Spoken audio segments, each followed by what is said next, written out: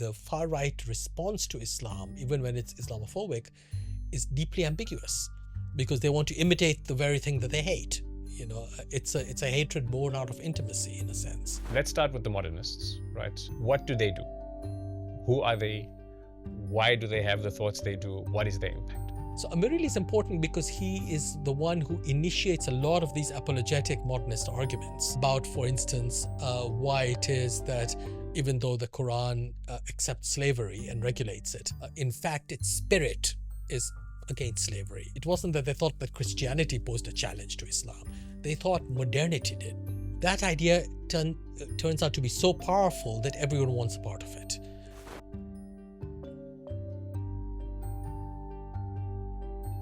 There's a citation from Iqbal, who's an early 20th century Muslim thinker in India, who writes poetry in Persian and Urdu. It's extraordinary, his influence. And he's precisely the kind of person I think we should focus more on. For 150 or 200 years, we have been hearing this term over and over again. Islam wants you to do this. Islam tells you this. Islam has a spirit. This is what Islam is about. Islam acts in the world. That idea turns out to be so powerful that everyone wants a part of it. Ready? Is that going to be you for 2 hours? Very brave. Thank you. That's fine. Okay. Hi, good day. Welcome to another episode of Unapologetic. I'm your host, Ashfaq Kareem, and I'm in Oxford today at Balliol College, where I'm speaking to Faisal Devji. Professor, welcome to the show. Thank you very much. Faisal, it's an honor to be here. Professor Faisal Devji is the Bate Professor of Global and Imperial History. He also has a deep study and affinity to intellectual history, and is also a very deep scholar in the history of South Asia. Professor, I'm here today to speak to you about your latest book, among other things, Waning Crescent. I read some of the book this weekend, a lot of it actually, and as I read the book, it became more difficult for me to actually understand what I should ask you, because there's so many different things that you touch on the book. You deal with many things. In my words, my understanding, the central premise of the book that I come out with is about 150 years ago, Islam, which is, in my understanding, the practice and that Muslims follow so that they can adhere to what they understand to be faithful to, became a study, became a subject, became something that has a voice, that has an end and has a beginning. And this is mainly because of the experience that Muslims had with colonialism. And you say that that cycle now is coming to an end. What did I get right there? What did I get wrong? And what is the book about in your words? Well, that's pretty good, actually. So I do indeed argue that when you look at what we call the earliest days of Islam, the word itself is not very much in evidence. It appears remarkably few times in the Quran itself, and scholars as early as the 1950s, such as Wilfred Cantwell Smith, made the point that if you look down the whole list of Arabic titles, which are preserved for us in these biographical dictionaries, from the beginning of Islam until the 19th century, the term Islam is very little in evidence. He notes that, but he doesn't then ask why this might be the case. He just concludes that Islam becomes a much more important term, category, and phenomenon starting in the 19th century, around the middle of the 19th century. And so what I do in my book is pick up where Cantwell Smith left off and try to see not only why Islam emerges at this particular time, colonialism being, if you will, the short answer, or Western dominance more broadly, but also what its implications have been and what the history of Islam as a very modern kind of term, one that, as you said, names a protagonist in history, an agent, an actor in its own right. So it is transformed from a verbal noun, which is what it is in Arabic, that describes a set of practices to become a proper name. And when Islam becomes a proper name, it actually displaces other kinds of authority names and indeed theological authorities. There's a diminution of traditional forms of authority, that of the king, that of the cleric, that of the Sufi saint, etc. But correspondingly, there is an augmentation of other kinds of new Muslim actors, their authority. And the idea of Islam as an abstraction that acts in its own name and in its own right allows these new actors to lay claim to authority in their name, or at least in the name of Islam. So what you see happening in the mid-19th century is the emergence of a new, what you might call middle class.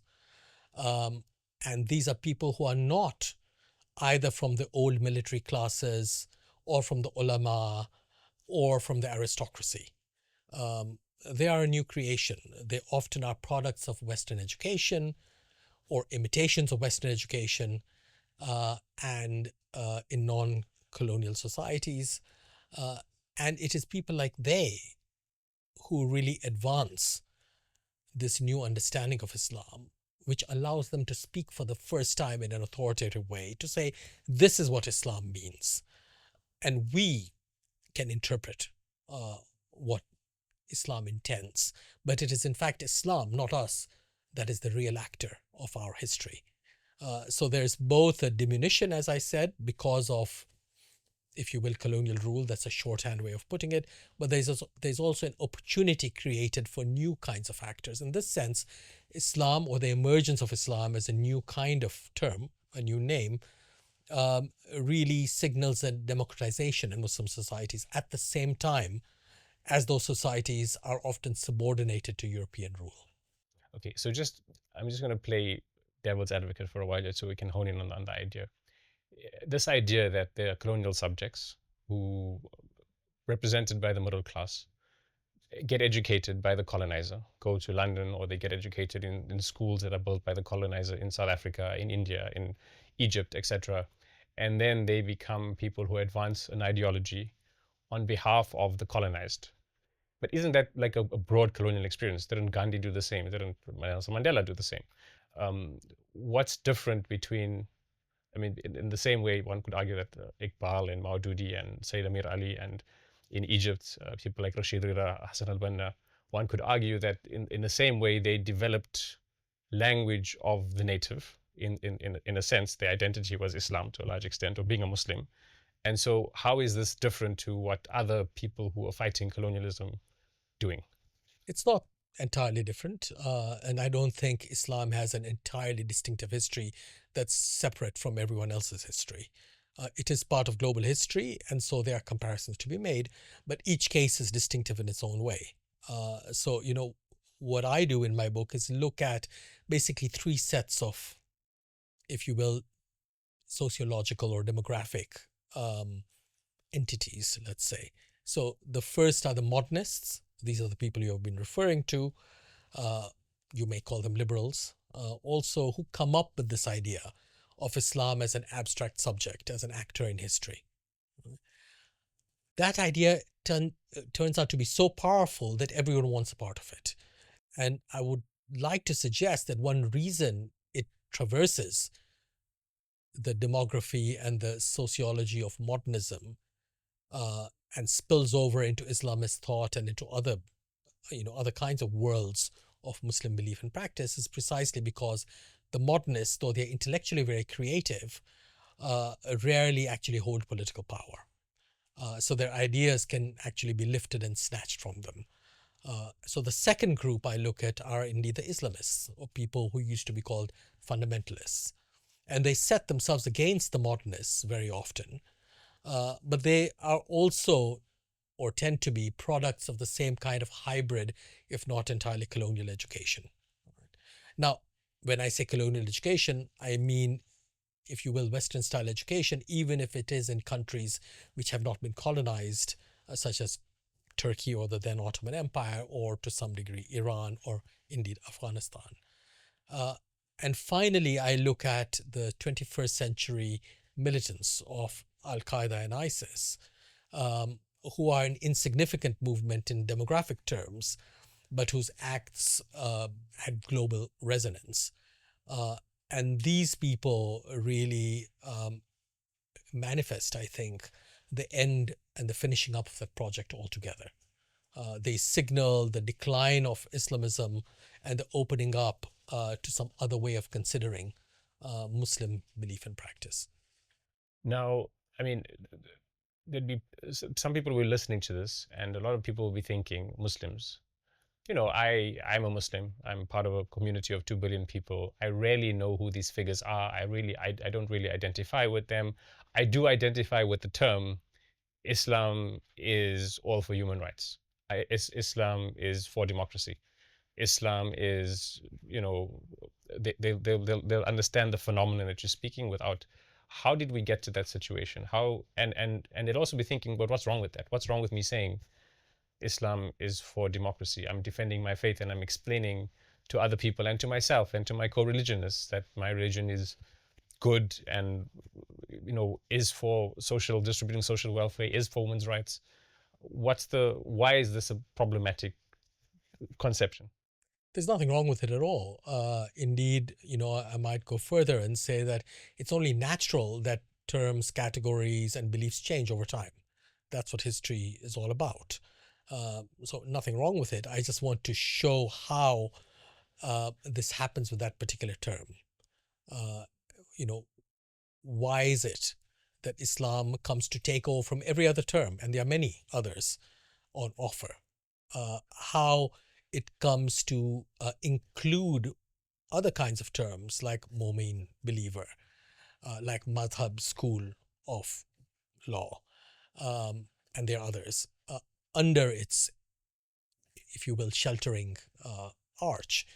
And what happens to the term itself and all the others that have been included within it in our own time? What is happening to the term Islam?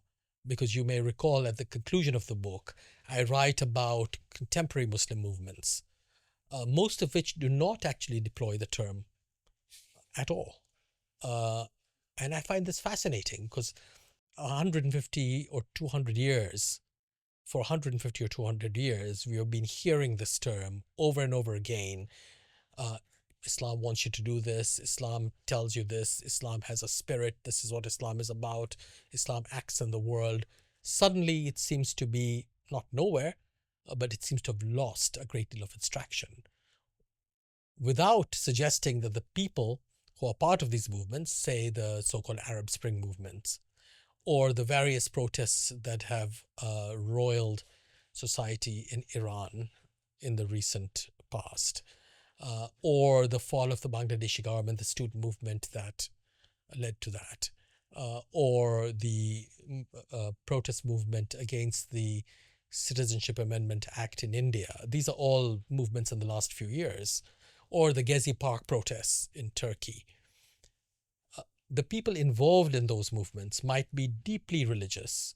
This is not a question of being secular versus being religious. But Islam is no longer an important category in their narratives.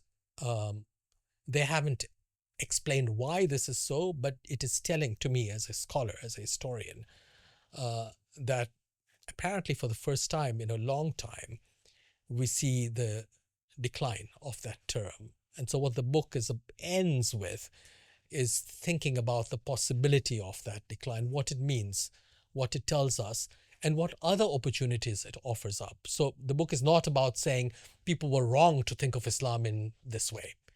And it's a good thing that they're no longer thinking about it. It simply traces the history of a term, how it emerges, why it is a modern term, how it might be declining, and what new opportunities come into view with its decline. So even though I use terms like rise and fall or decline, as I just did, they're descriptive. They're not moral or political. I'm not either mourning or lauding what's happening or what has happened. Okay. I would like you to answer the question. So what do you think with the waning of this? What do you think the consequences are that this is waning? Well, The term is waning. One thing I would like to think is happening is the resurgence or revival of political thought in Muslim societies. Because for a long time, the rich tradition of Muslim political thought and its diversity were concealed under this label, Islam. Now, a lot of that tradition of political thought belongs to the world of kings and princes, understandably. But this was the very world that both the modernists and the Islamists repudiated as being responsible in some sense for what they saw as the decline of Islam in their day. And so they had to reinvent political thinking. And they often did so through European categories. Again, nothing wrong with it, because that's what history is about. You engage with what you face. You must do that. Everyone does that. But as a result, there has been a cutting off of this older and richer tradition, which I suspect Muslim thinkers may now return to it, not to revive it, but to reshape political thinking in its terms. This has happened in European political thought, where terms like sovereignty, that crucial term, are literally translated from theological and religious categories into secular ones. But it doesn't seem to have happened with the long and rich tradition of Muslim political thinking, in part because of the repudiation of the world of kings and princes. So even though there remain a lot of kings and princes in Muslim states today, they really don't have much, they don't rely upon any tradition of political thought that is linked to the royal past of Muslim societies. Most of these kings and princes are themselves European or colonial creations. There are a couple of them like Morocco and Oman, which are older, but which have reinvented themselves in colonial times as well. So even though the kings and princes remain, they really don't name or they don't embody or manifest anything of the kingly past of Muslim societies. And so it has become impossible to take the categories of that past and translate them into our times, let's say, as a way of thinking about the political in different circumstances and different places. And that is just one example of the kind of opportunity that might be afforded us. The other opportunity has to do with the return of the theological dimension of Muslim thought, because that curiously was rendered almost impossible by this new thinking of Islam. So you have deeply religious people who came to imagine Islam from the 19th century as being a phenomenon produced in history. And as a historical actor, it also therefore became an entity that could exit history. So the 19th century period of Muslim thought is fascinating, not least because Muslim thinkers suddenly are able to imagine the end of Islam, the extinction of Islam. And that it is on this basis, on the basis of this fear, that they propounded their reformist, as it is called, the reformist agenda. Now, to imagine the end of Islam is, I think, quite a novel phenomenon. It didn't occur in this particular historical way before.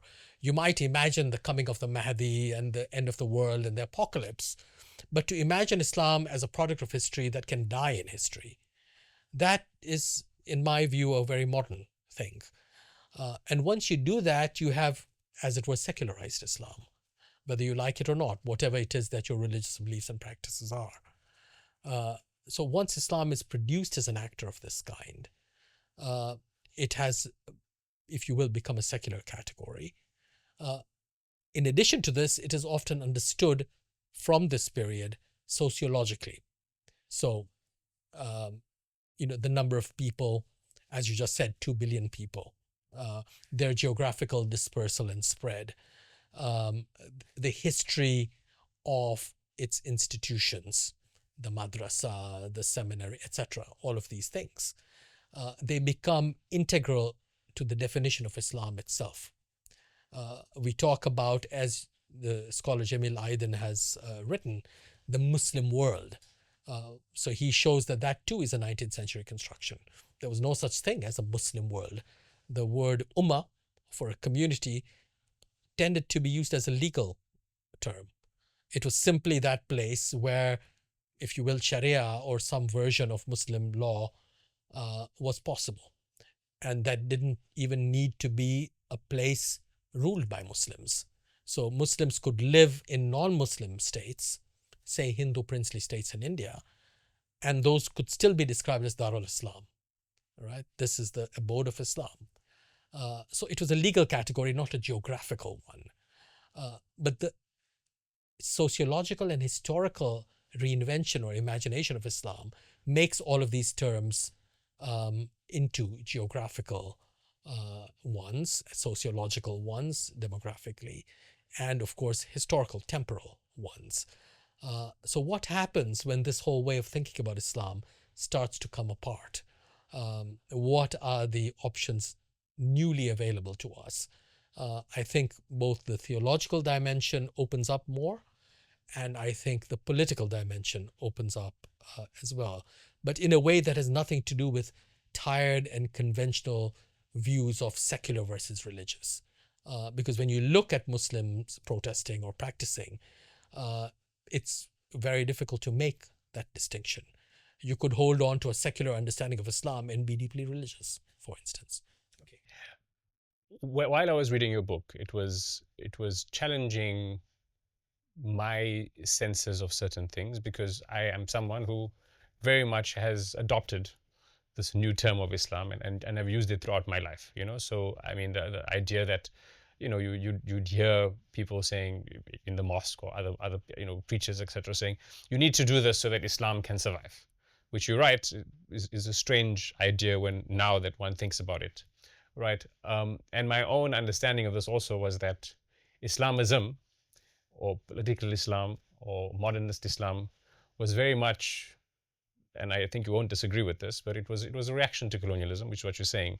But its goal, and the reason why it was adopted and this language was adopted, was because they were trying to build an identity, these revolutionary leaders or thinkers, or like them or hate them, or irrespective of what they end up doing, or what the people who espouse their thoughts end up doing, were trying to draw an identity to themselves so that they could fundamentally give back Muslim societies some sort of enfranchisement, right, which was taken from them during the colonial times. And is it not now that this is the fact that they're using new language, or that in many cases now, like in the Green Movement in Iran, where Muslim societies are confronting the Islamist leadership, and we see this in a bunch of places, right?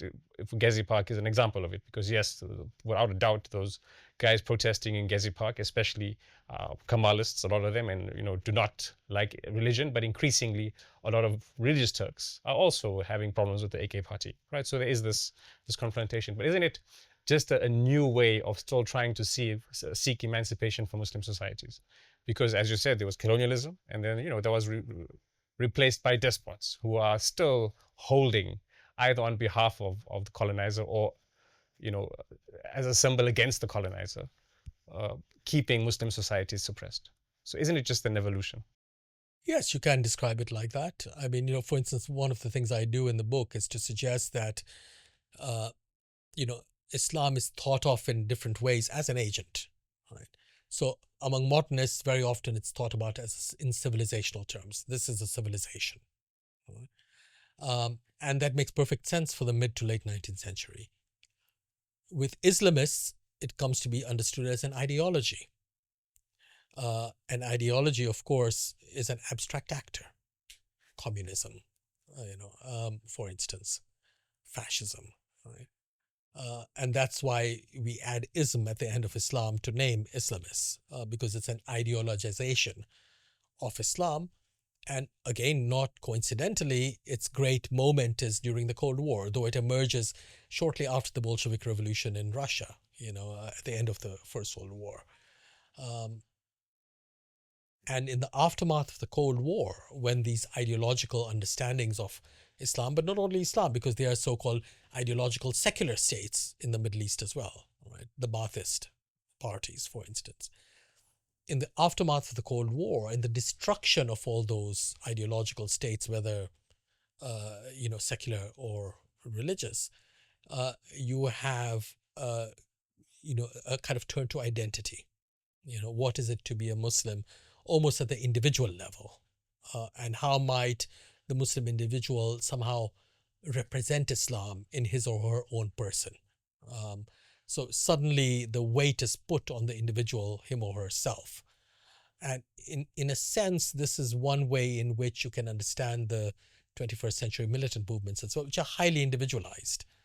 That's one way to do. So, of course, you can also look at neo-traditionalism, neo-Sufism, the way in which suddenly individuals get to represent Islam or manifest Islam in their own persons. And though they are politically and theologically opposed to each other, you can still take these forms of Muslim individualization together. So these are at least three ways in which Islam comes to be understood and shapes the behavior, beliefs and practices of Muslims.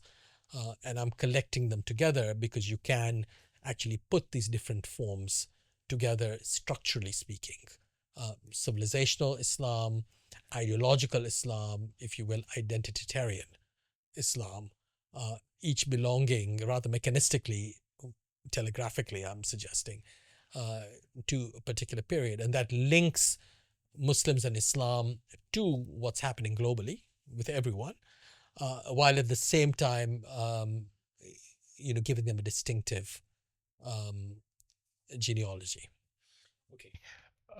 I want to sort of take the conversation back a bit, just to give us a more sort of a history, because many people are understanding this, and some will understand it, and some will be like, we have no idea what you're speaking about. What are these ideas? Let's start with the modernists, right? You do, because your focus is on academically on South Asian history. You do focus on mainly the modernist thinkers in South Asia, not necessarily so much in the Arab world. What do they do? Who are they? Why do they have the thoughts they do? What is their impact? Well, that's a big question. So, as you may recall, I begin with Sayyid Ameer Ali, who's not the person scholars usually begin with. They begin with someone I also write about, Sayyid Ahmad Khan, who is understood as the prototypical, indeed, probably the earliest modernist figure. And already in the middle of the 19th century, he is counseling the reform of Islam, recommending that Muslims take on Western scholarship, learn English,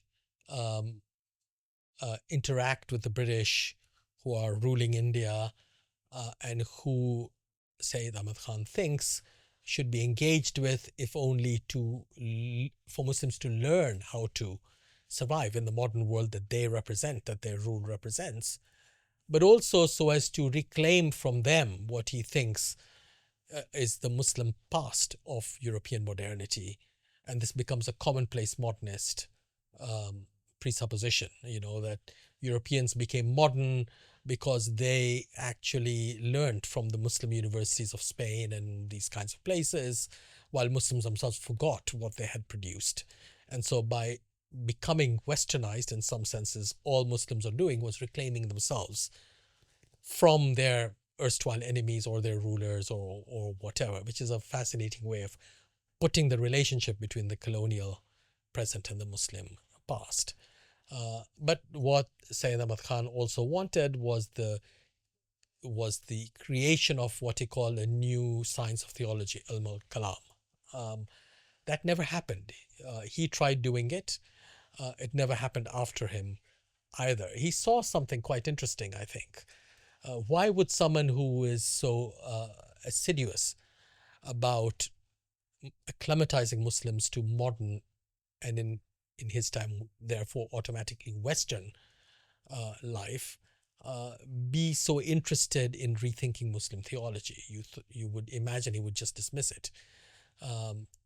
So even in a figure like that, whom you can otherwise think of as being a pure reaction to the colonial present, as someone who wanted Muslims to at least gain something from that new world, had something serious to say.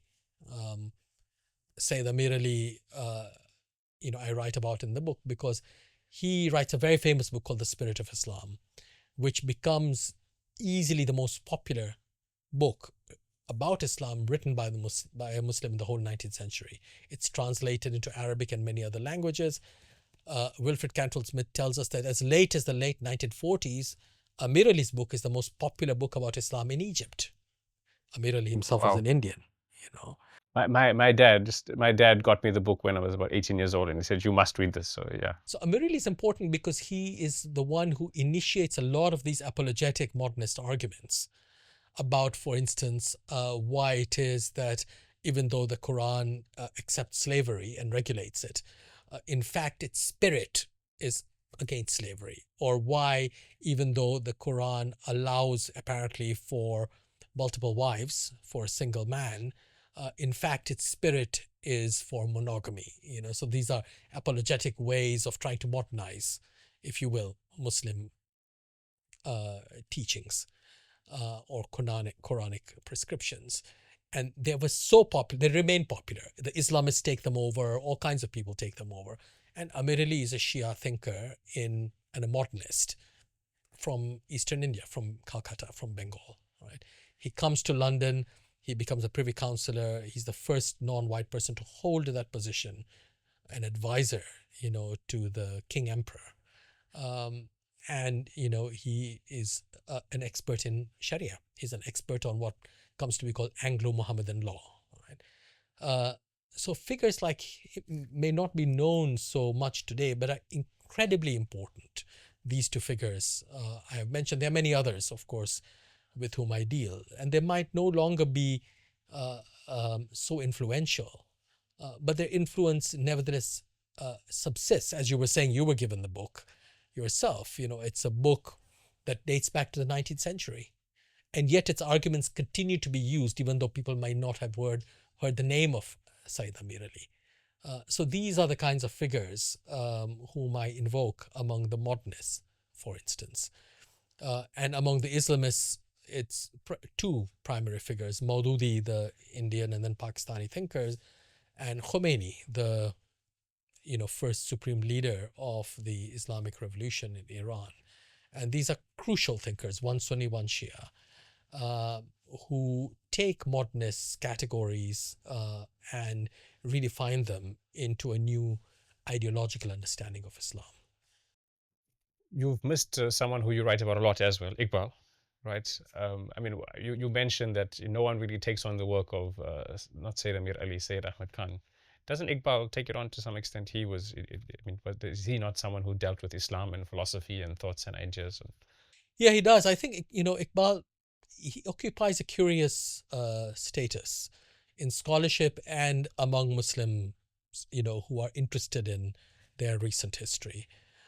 Because the scholarship has unfortunately been rather too selective in the figures it looks at, right? So in a way, it's possible to say there are only 4 or 5 characters in the scholarship on modern Islam. They're clerics, ulama, they are Sufis, they are rulers, kings or princes, and then they are,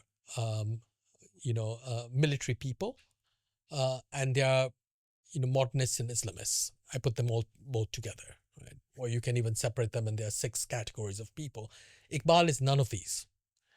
So in a scholarship dominated by 5 or 6 categories of person, Iqbal, even though everyone acknowledges his importance, they don't really know where to place him. Is he a modernist? Yes, I guess he is. Is he an Islamist? He could be taken as being one, and everyone claims him. The secularists claim him, the religious claim him, the Islamists claim him, the modernists claim him. Even the constitution or the convent, whatever it's called, of Hamas cites Iqbal.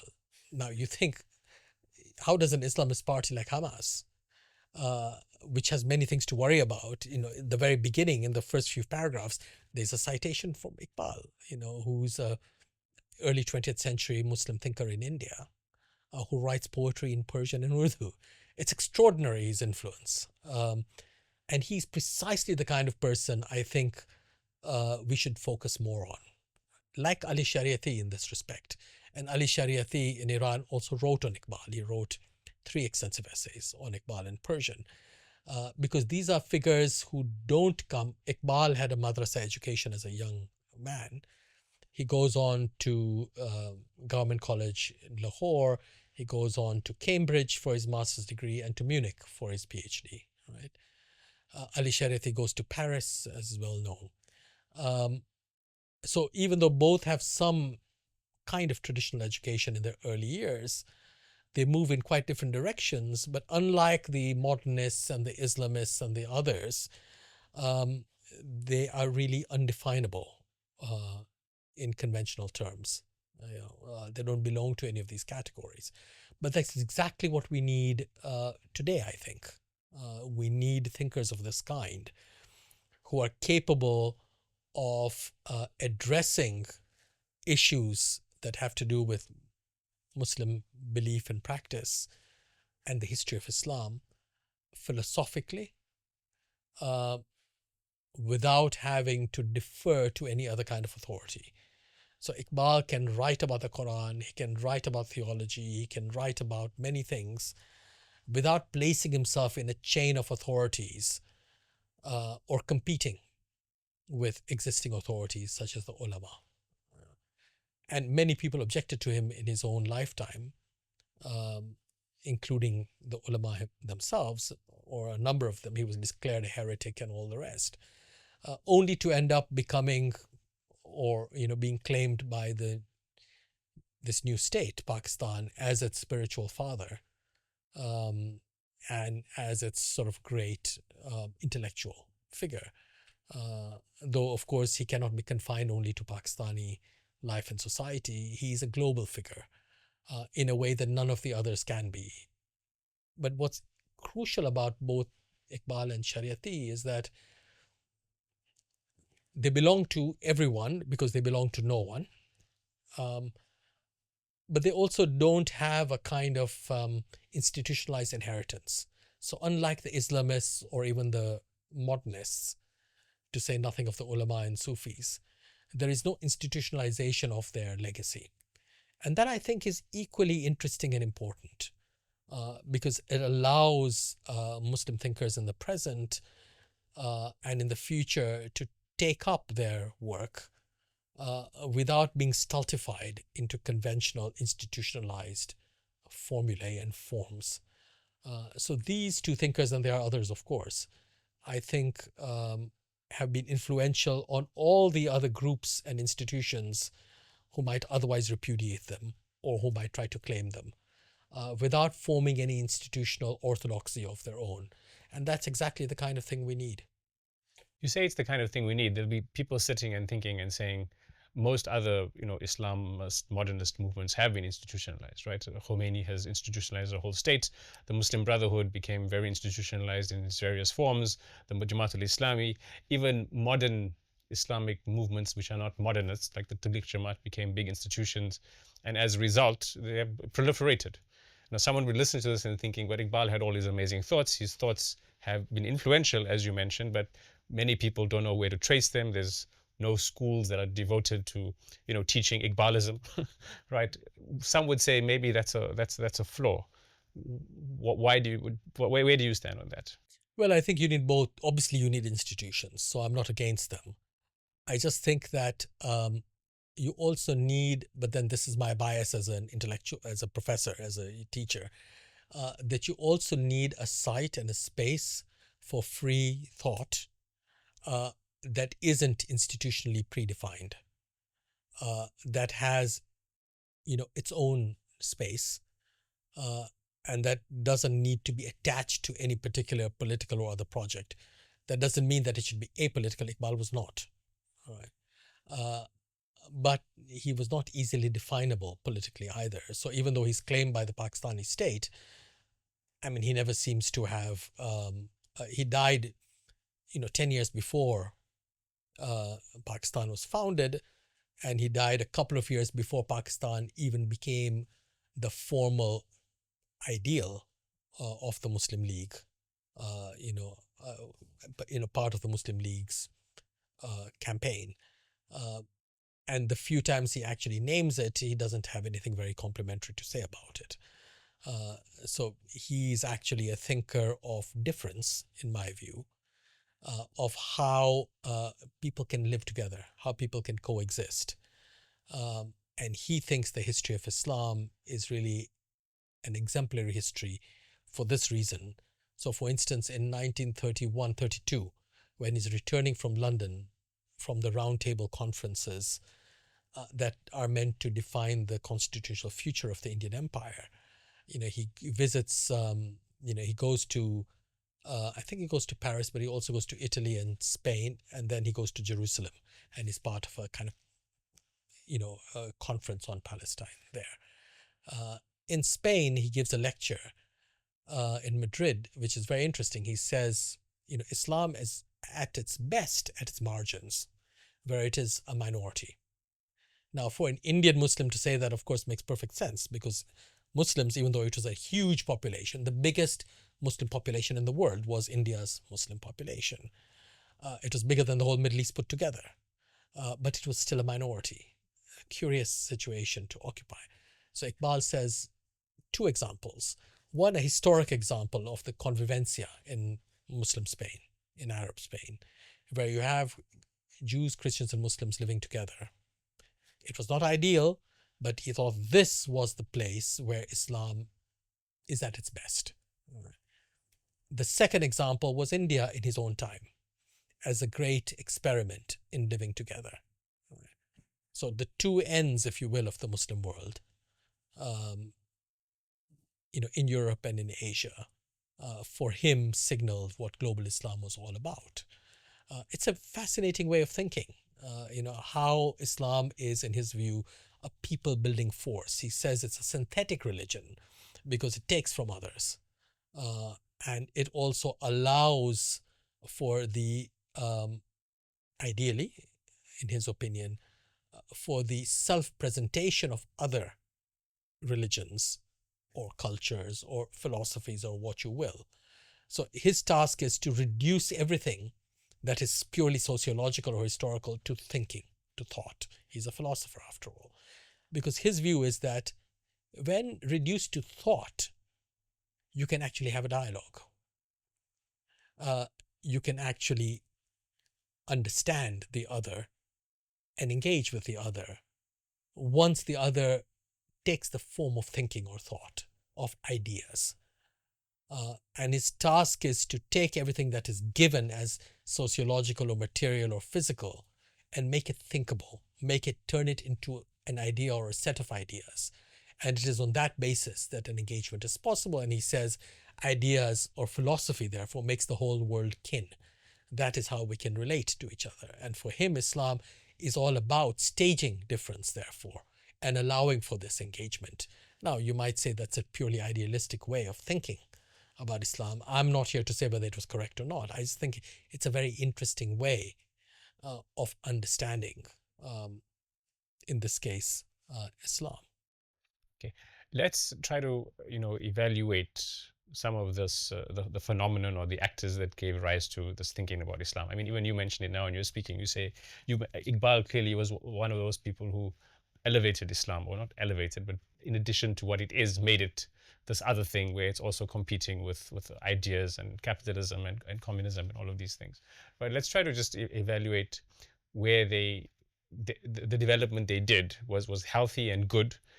And I was going to say for Islam, but for the Muslim community and for Muslim enfranchisement globally, right? And where, there was not necessarily them, but the impact of their work, or the people who took up their work, and sometimes them themselves, was, problematic, or wasn't, didn't, while the ideas proliferated, the results of those ideas were problematic. I mean, a very simple example is Al-Qaeda, right?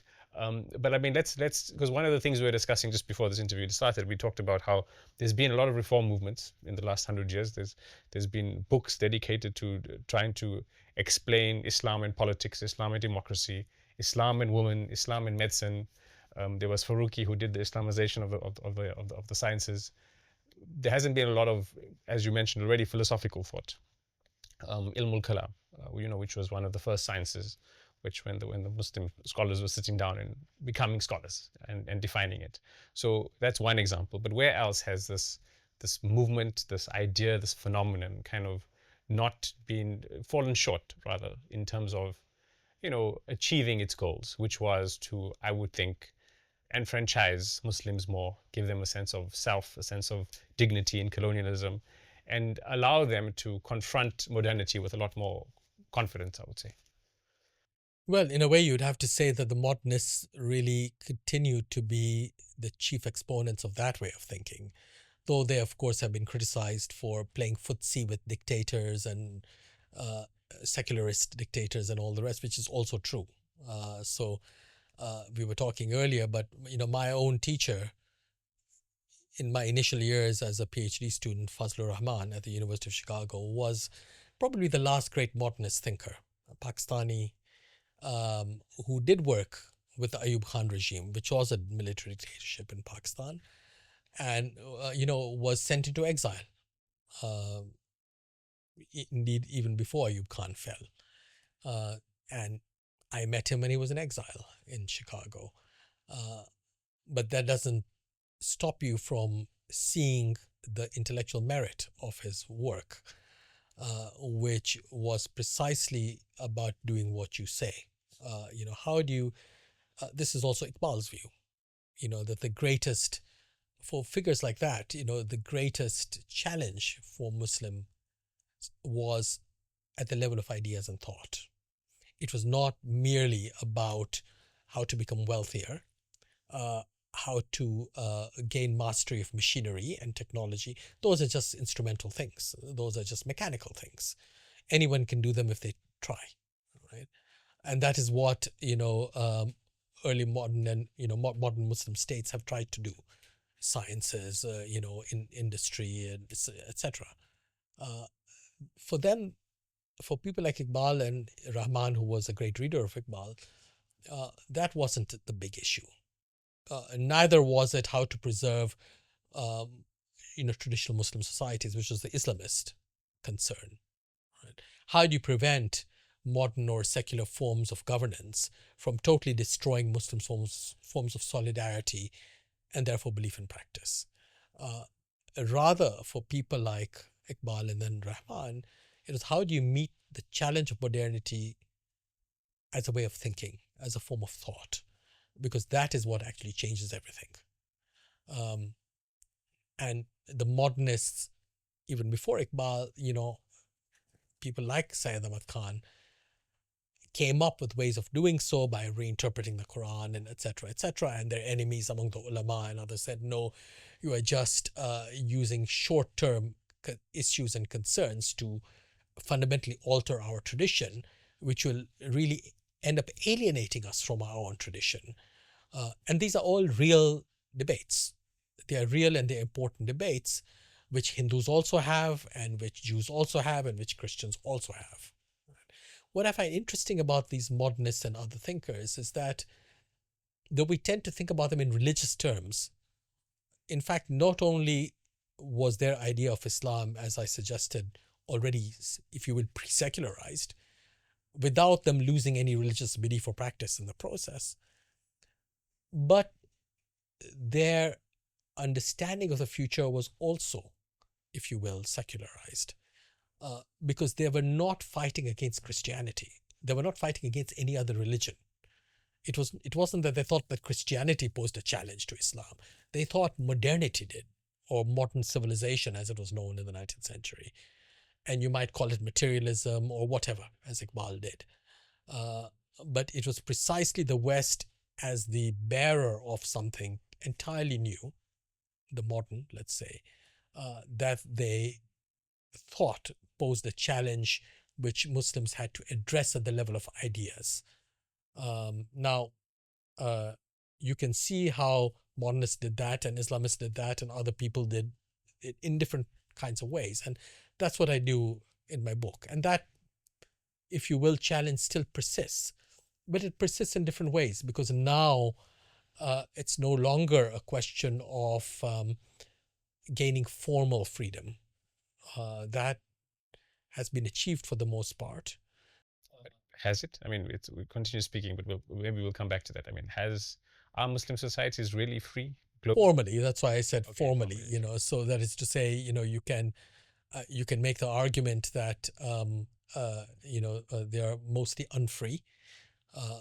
Who is to blame for that, whether it's collaborationists or clients or whatever, or it's the West, or then that is a matter of argument.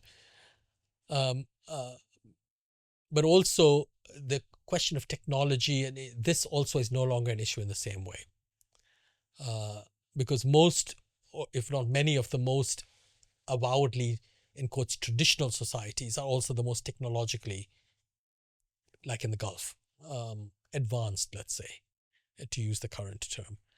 Um, uh, so the context for the challenge itself has changed, and it becomes indeed even more clear that the challenge is one of ideas, and not just one of how do you feed people, how do you educate people, though those obviously are very, very important.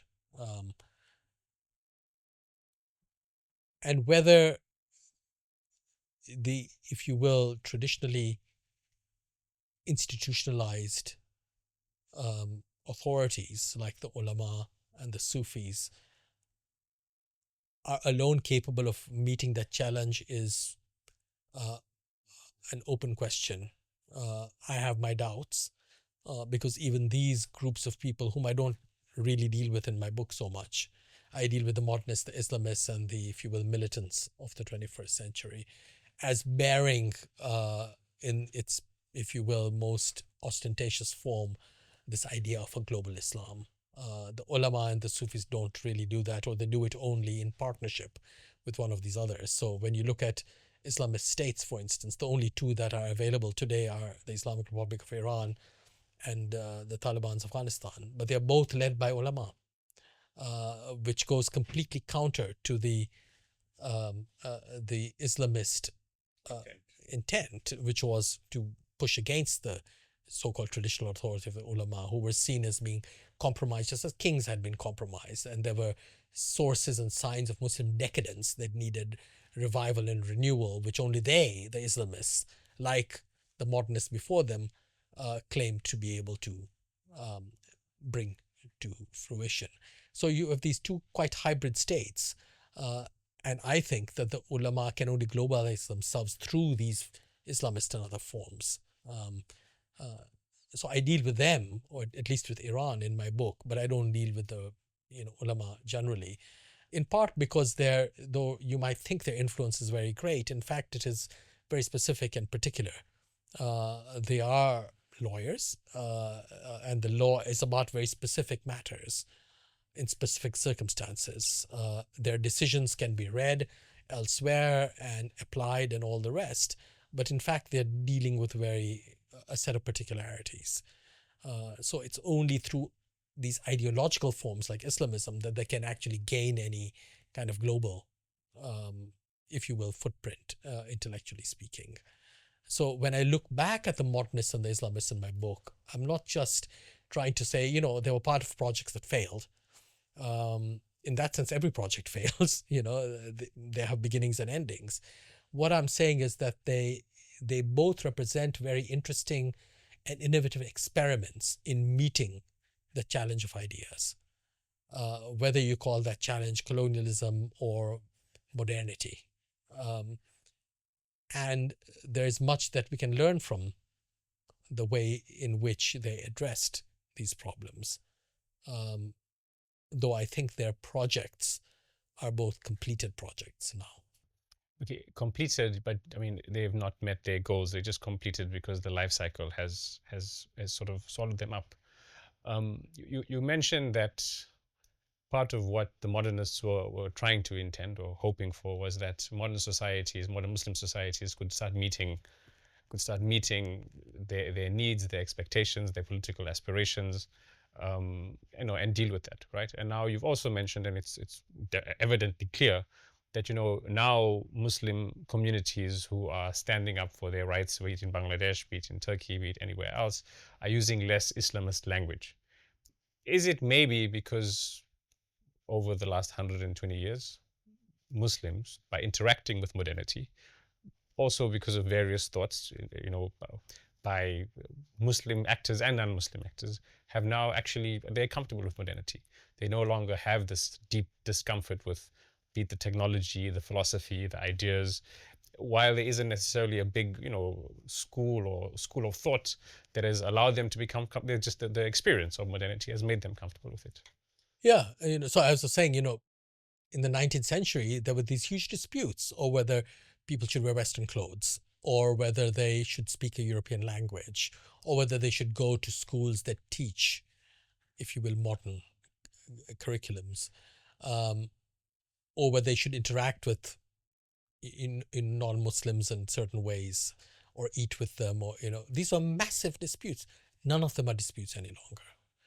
In that sense, there has been a kind of accommodation. Indeed, I would say more appropriation of modernity, and it has been remade in the way it is remade everywhere. It's not just one model. So you can be perfectly modern and, in quotes, traditional at the same time. So that is no longer on the table as far as disputes are concerned, and that's why I think the challenge that we were speaking of can be addressed in new ways, because these kinds of issues are no longer issues. Of course, there are always some people who will insist on, they exist in Judaism and Christianity and Hinduism as well, Buddhism as well, who will insist on living particular kind of lives, not using certain kinds of machinery, dressing in particular kinds of ways. But they are a very small and marginal minority. This is not how most Muslims live, nor do they think that by wearing, what we might once have called Western clothes, they've somehow sold out or whatever. So on the contrary, at least in the 19th century when these debates were happening, the alternative was a real alternative, because there were still loads of people living, if you will, in other way, wearing different kinds of clothes, eating different kinds of foods, living in different kinds of spaces. Now there is no living alternative. You would have to really reinvent and imagine past to live in this manner. And since it has become so easy to match, even apparently the most conservative or peculiar forms of apparently religious life with consumerism, really there is no distinction or difference to be made. Nowadays, if you go to Mecca, what do you see? You see skyscrapers and fast food joints, and there's almost nothing that is old that remains in that city. When I went there, even I was surprised that even mosques that are meant to be old have been destroyed and rebuilt, and they just bear their old names, but there's nothing old about them. There are only a few bits of the city which are old. So even at the heart of Islamic ritual, you have something that is totally and absolutely modern. When that happens, there is no longer a recourse to any kind of imagined past. No recourse to an imagined past. That sounds devastating. Is it devastating? In a way, you can always imagine the past, but it doesn't exist as a living reality. But ideas do. And the point I've tried to make in my work, and not just the work on Islam, the work I've done on Mahatma Gandhi and others, is to show, and he's a very interesting figure like this, in this kind of counterintuitive and counterfactual way in which he thinks. And yet the thought is not ancient either, but it's different. And that is something that can still be done. So ideas are the great survivors.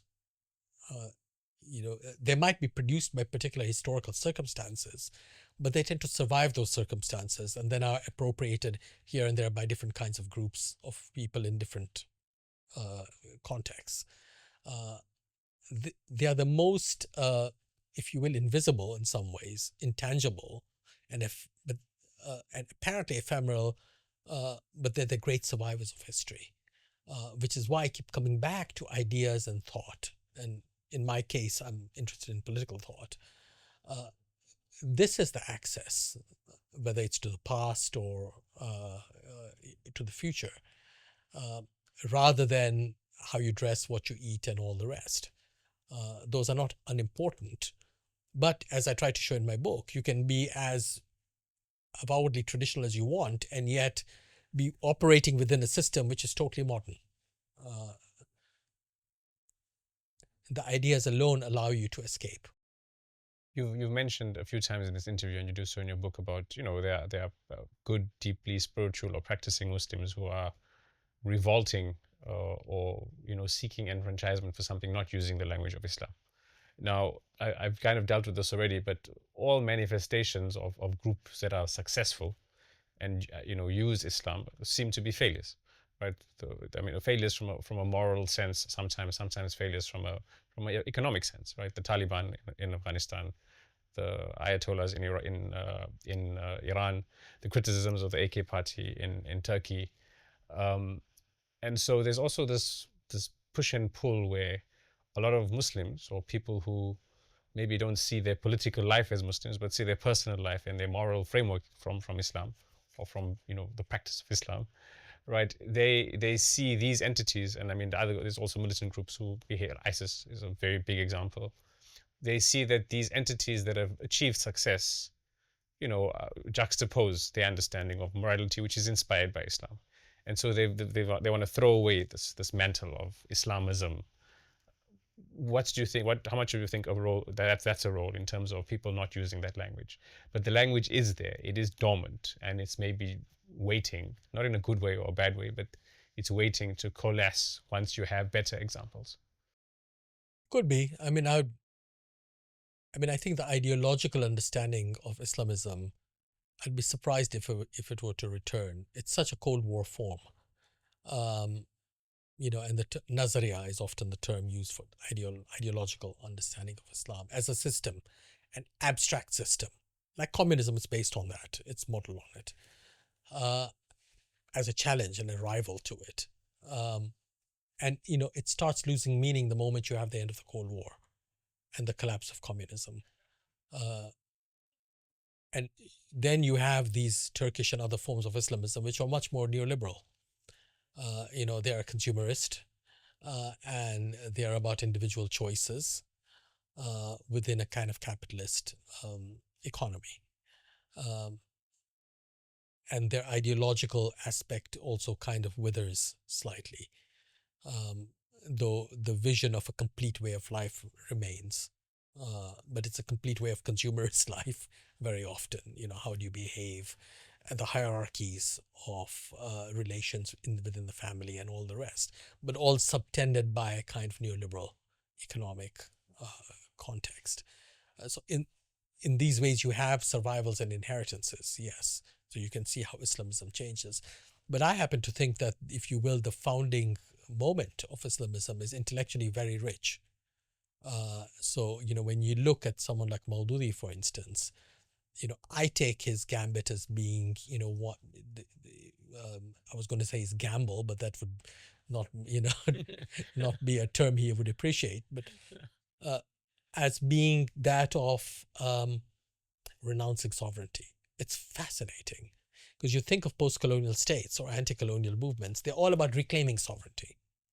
They're all about saying, we have lost sovereignty, we need to reclaim it. Maududi says, sovereignty is a bad thing.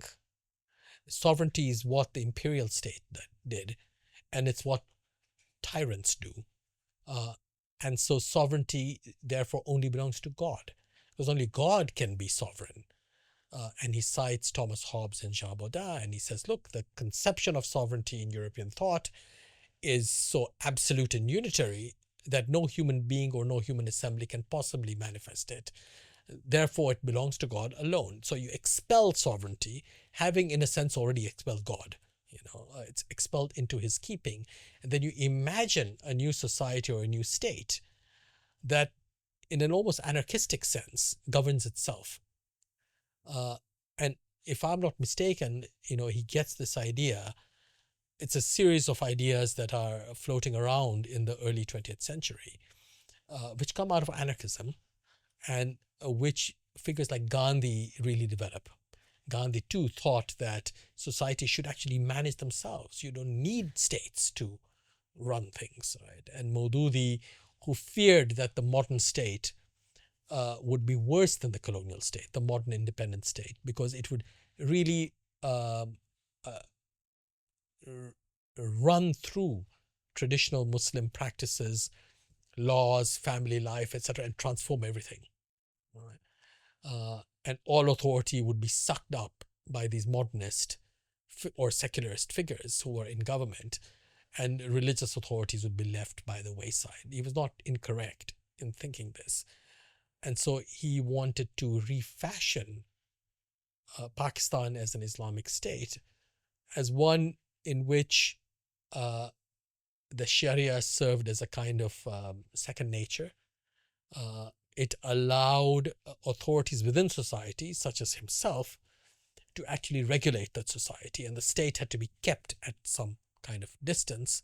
And you do that by actually disavowing sovereignty and say it belongs to God alone, right? So that was the way he sought to remake.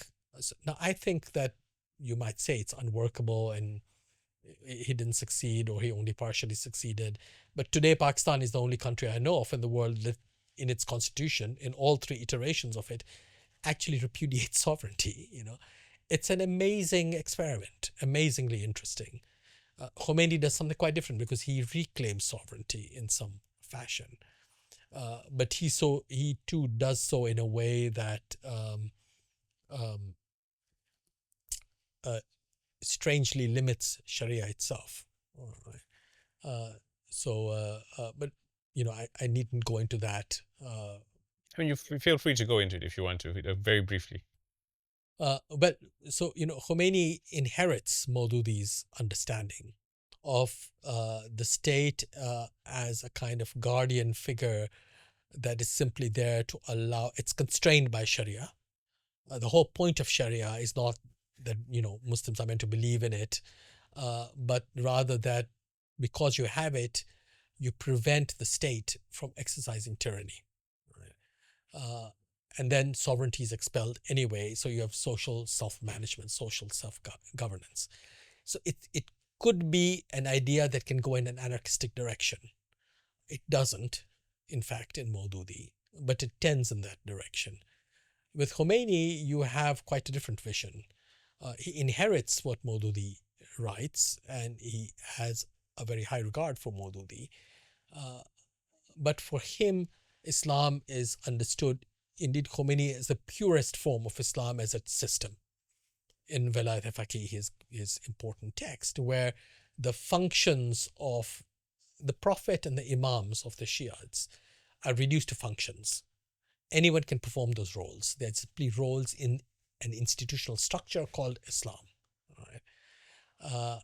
And anyone can perform them. And that also means that the state can actually suspend Sharia itself because it is capable of performing the role of the Prophet and the Imams without assuming their status, because these have been reduced to institutional roles. And so whereas as there are European forms of theories of sovereignty are all about how in a situation of emergency, for instance, the welfarist laws that are or should be common in place can be suspended for emergency laws. And this is where the sovereign springs into action. For Khomeini, it's the opposite. The Sharia can be suspended for welfarist reasons. And he says we can suspend prayer, we can suspend pilgrimage, we can suspend fasting. All the requirements of Muslim religious life can indeed be suspended in order to make for a kind of welfarist provision, which the Iranian state actually did do several times under his guardianship. So there you have a slightly different understanding. So these are quite, and what he also does with sovereignty, however, is disperse it. There's, his role as the supreme leader, which I've always thought really resembled Mao's role in the Cultural Revolution in China. Right? That is to say, uh, a position that actually acts against the state itself, against the party itself. It's that kind of sovereignty. But then you have the majlis, and then you even have ordinary individuals, and they all have measures of sovereignty, which is why the Iranian system is so interestingly, it seems to be, it's often called factional, but what it also is a set of organizations um, and if you will, representative authorities uh, that each has a kind of sovereign legitimacy. And they compete with each other, sometimes to ill effect and sometimes very positively. So both with Maududi and Khomeini, you have fascinating experiments in rethinking what governance should look like. And they're innovative and they're original. You may not like how they worked out, but they do produce quite interesting understandings, in this case of sovereignty itself, as well as of governance more broadly. So just as, when we look at communism, for instance, we don't only look at it by judging what Stalin did, but we look at it as a system of thought or as a way of thinking about order and see where its various elements came from and where they might go once they are dispersed. I try to do that with Islamism. So it doesn't just come to an end. Its constitutive elements might survive here and there in other movements. One of the things that inspire Islamist work that, you are someone who studies intellectual history, so it would also be relevant to what you do in a very big way. But not just Islamist work, fundamentalists have a similar idea. But there's this concept of Islah, renewal, and people would say, but this is not new. There's been reformers from. There's a hadith where it's traced back to, and it's evidently clear if you go through Muslim history. People can say, oh, there was a moment of reform, there was a moment of renewal. There's Al-Ghazali, there's these various scholars and people who come up. In many that modernist moment in that you've also referred to in the about 120 years ago, when there was this lot of fossilizing thought, Muhammad Abdu and Iqbal and Sayyid Amir Ali and so many others, could be seen as a moment of renewal, right? Or maybe not. But my point where I want to get to is there another moment of renewal? What does that look like? What does the new Islah look like? I don't know. I think you're right. Of course, for much of Muslim history, you have had this idea of tajdeed or other forms, other terms for renewal, making new, and sometimes they were quite, as in the period of the millennium, so they have this kind of millenarian characteristic, and historians have written about how the Mughal Emperor Akbar and the Ottoman Emperor and others who lived during this millennial period, the turning of the Islamic millennium, deliberately pushed this idea of a renovation, a renewal, in their case, not just of religious thought, but of imperial, of empire, and of politics and all the rest. So it goes in all kinds of directions. You have the, if you will, the more purely religious dimension as well.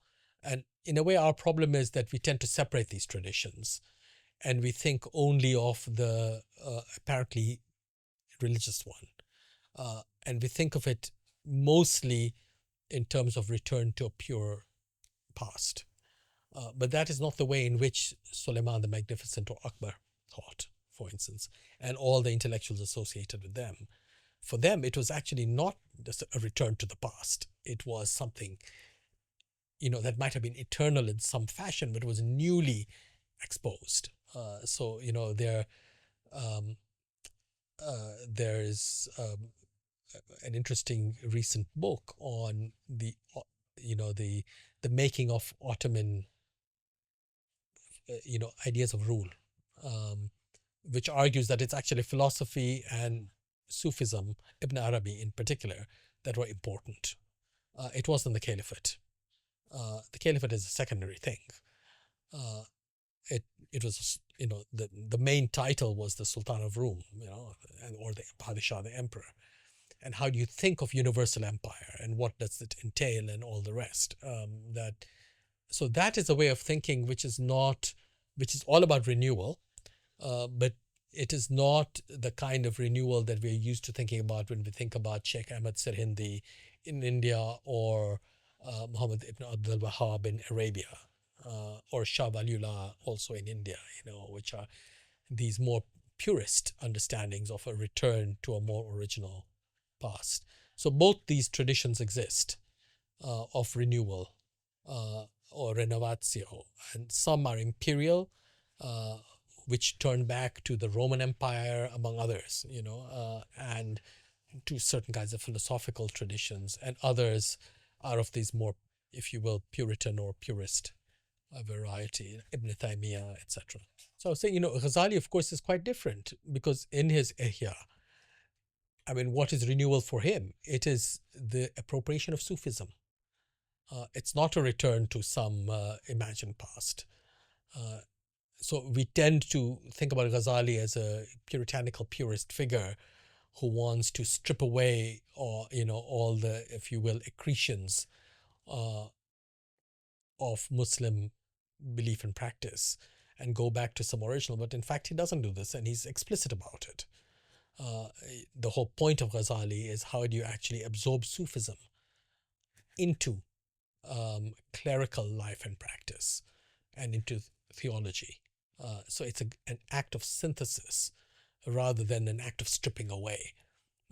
So we have been too much influenced by these kind of later figures, especially the early modern ones, when we think about renewal and renovation as being somehow always something that entails discarding the past, discarding a more recent past for a more for an earlier one. I mean, the fact that the cycle where people, in your words, the cycle is coming to an end, where people ascribe things to Islam. If someone is still listening to this podcast, there's someone who's probably used the term or heard the term the crisis in Islam, right? Now, you've shown how that's problematic language, but what is the crisis that is now facing Muslim communities? Obviously, Muslim communities is now a strange thing, because every Muslim community, depends on where they are, what they stand for, what their belief system may be, the governments that rule them, there's no longer, there never has been a homogeneous community, but while we move towards globalism, it's probably becoming more heterogeneous in its own way. But what kind of, and maybe this is about Islah, maybe this is about understanding crisis, maybe this is about fears that, someone who wants to act, or wants Islam to act for some greater good, maybe waning. What is the crisis? Is there an intellectual crisis? Is there an inability to still transform ideas? As you mentioned, you have Iqbal and you have Fazlur Rahman as a few of the great thinkers. There have been many more in the last century. How would you define what the crisis is? Well, I don't know if I would use the word crisis, because crisis is the term, or terms like crisis were the ones used when this modern idea of Islam came into being. And it came into being precisely as a result or response to such a crisis. So the modernist thinkers of the 19th century thought that, if we don't bestir ourselves, we are going to lose this whole thing, this whole tradition, and this whole religion. So we need to do something to renew it or revive it. So that was, if you will, an attempt to address a crisis. So when we go back to such terms like crisis, we are simply, as it were, rehearsing that history again, except we might provide different kinds of responses or answers to it. So I'm not sure whether crisis is the right word, or even conception to use. Because, when you look at, say, far-right European or American thinking about Islam, they think completely the opposite. They think, even if they don't like it, that Islam is the only religion or tradition or civilization, however you'd like to define it, that has managed against all odds to maintain itself against modernity. And thus there's the far right response to Islam, even when it's Islamophobic, is deeply ambiguous because they want to imitate the very thing that they hate. It's a hatred born out of intimacy in a sense, which is what most hatreds are. They're intimate hatreds. And if you look at a novel like Michel Houellebecq's famous Submission, right, which envisions France being taken over by an Islamist movement, and it envisions, ordinary secular French people as being sort of lacking in any kind of personal or, existential integrity. They are simply consumerist, and they are the flotsam and jetsam of a modern society, and they can easily be taken over or taken in by this stronger, more virile tradition, Islam and Muslims, who actually still believe in things. So he doesn't like the idea, but yet he thinks that it's something that Europeans or Christians should imitate. And that shows you how, in the eyes of many others, actually they're the ones who are undergoing a crisis, not Muslims. So again, depending on your perspective, you will see different things. But I happen to think that it may not be such a good idea to think in terms of crisis. As a historian, of course, you do have critical moments, but not necessarily overwhelming or overweening crises. In fact, I've been quite taken by how the kind of crisis-marked European history, modern European history that we are all taught, tends not to possess the same kind of meaning in non-Western contexts. So, for instance, when you're in Europe or North America, you think that the First World War and the Second World War really are the big anchors that provide historical meaning to the entire 20th century. But if you look at this period, the 20th century, more broadly, you might come to the conclusion that actually maybe decolonization was a far more important event. But it has not been thought about as a crisis, nor need it be thought about as a crisis without being extraordinarily transformative. Similarly, you can say in South Asia, for instance, colonial India was hugely important in both world wars. It provided the largest army in both of those conflicts, in addition to resources, finances, etc., military bases, all kinds of things, animals, pack animals. And yet the First and Second World Wars have almost no importance in vernacular and even kind of schoolboy or schoolgirl textbooks in India, Pakistan, or Bangladesh. They're just not considered that important, despite the presence of millions of Indians and the hardships many of them had to face, like the Bengal famine, in which 3 million people died during the Second World War, 1942-43. They're just not part of popular memory or even formal memory.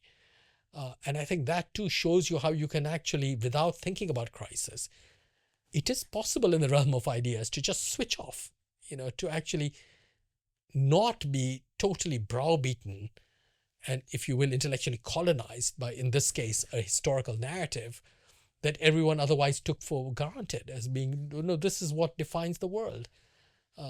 And today we are in a curious situation because with, globalization, or in the global arena in which all politics and economics works today, European defined history no longer provides the goalposts, which is why you can't open a magazine or read a newspaper today without people coming up and saying, we are in a new 1914, a new 1933, a new 1936, a new 1956, a new...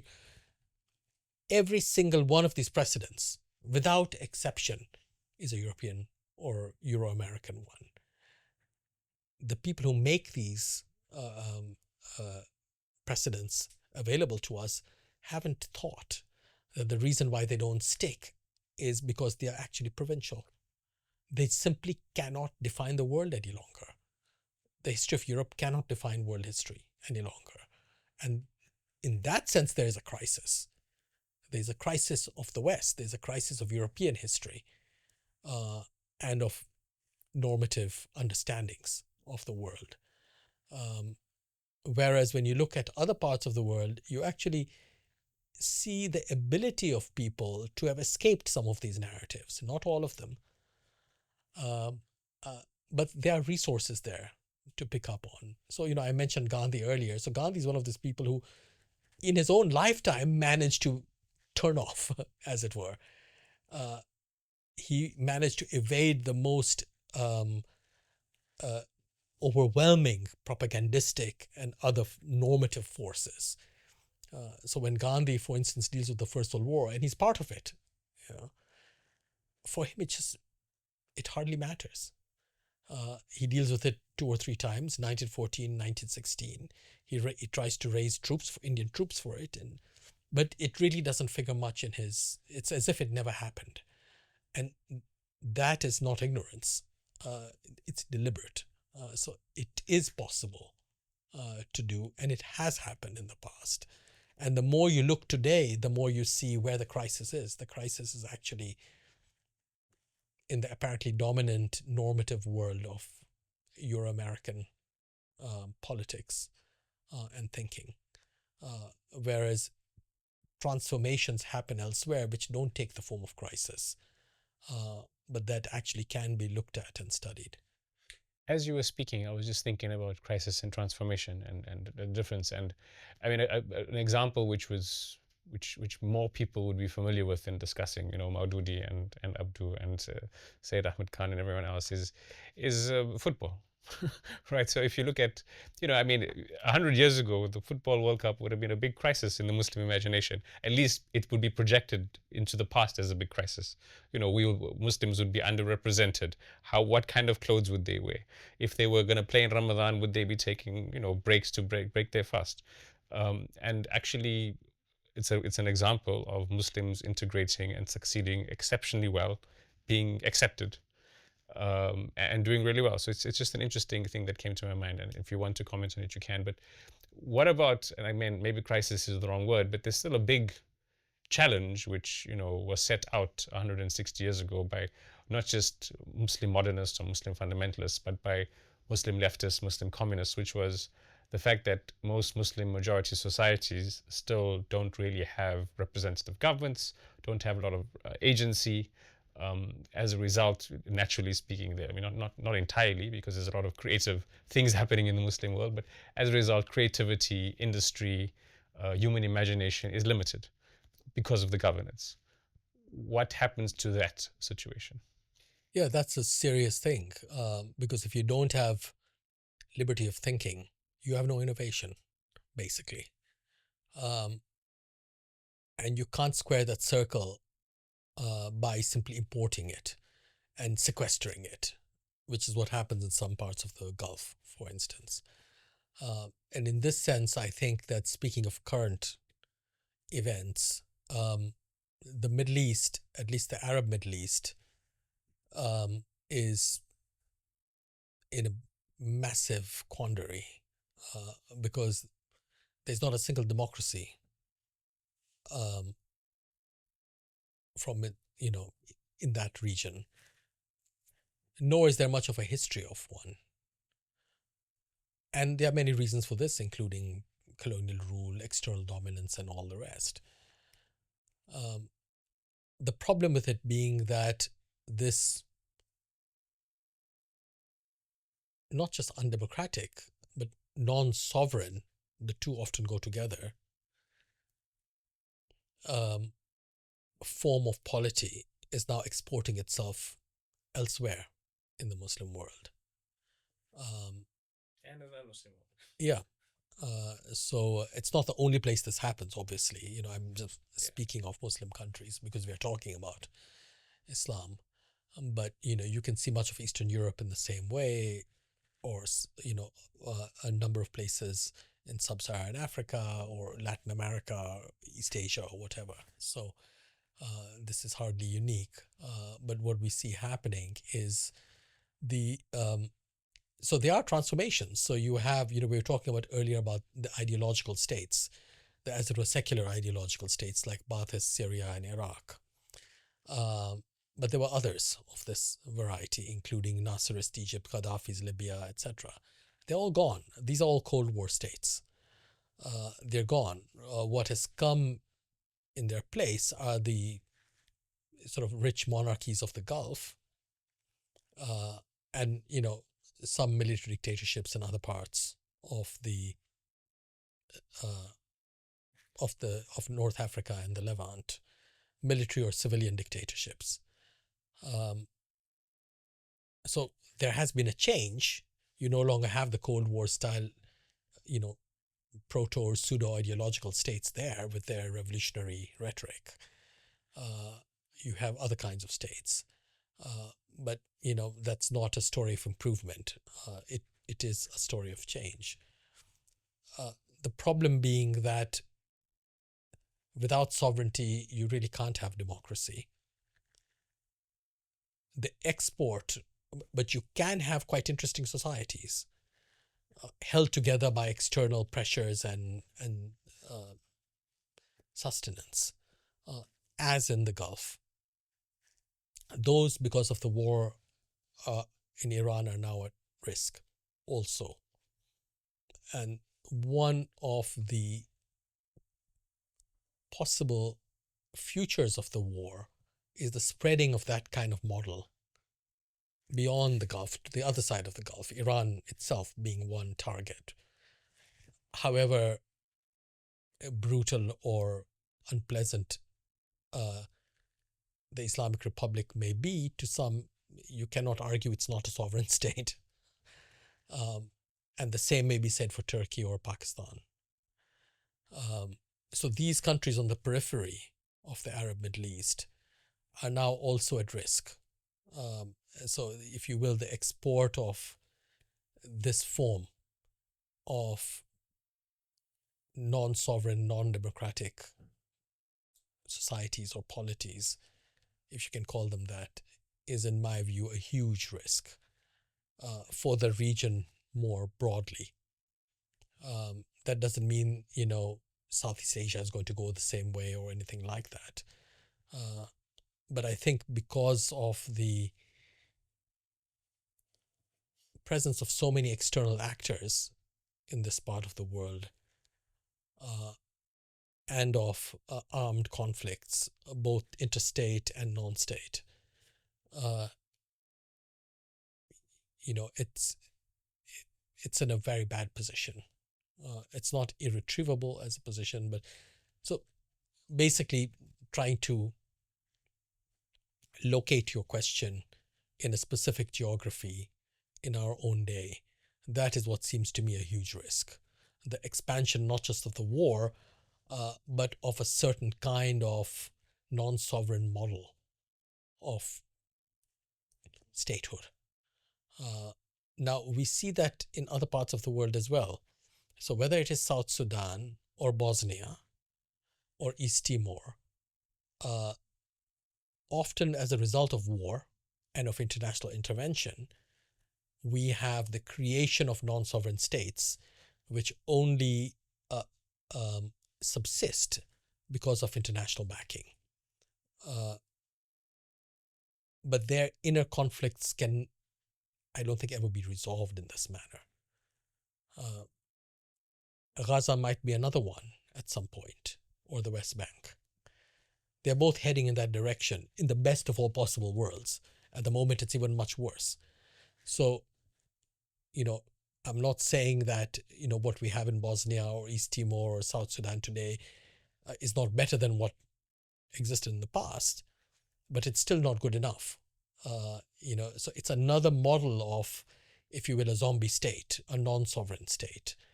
And the more of these that are created, the worse it is for the international order itself.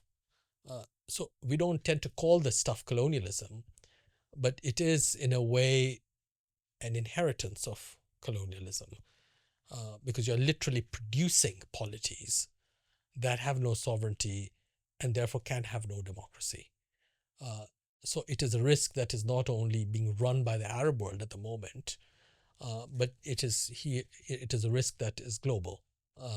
Venezuela is only the latest. Iraq is a bit like this as well. So Venezuela and Iraq, as a result of war, well, Venezuela was not even a war; it was simply a decapitation strike. Its finances, its budgets are run out of Washington, D.C. They are controlled places. How many more of these can we have? And, don't they actually tell us something interesting when taken together about the loss of sovereignty, but the maintenance of some kind of polity without it and without democracy? And what kind of risk does that pose? So it's a threat and a risk that is not confined to the Muslim world or to Muslim countries. It's global, but it is one that in our own time particularly affects the Arab world. Thank you so much for your time, Professor Faisal Devji. Thank you for lunch and thank you for your day out in Oxford. Before we conclude, is there just any last thoughts that you have for us, for our audience? No, I mean, there's, well, thank you for coming all the way here on a rather warm day. And obviously there's a lot more we could talk about, but the book is there for a reason, for people to read it. Okay, excellent. Thank you so much. Thanks.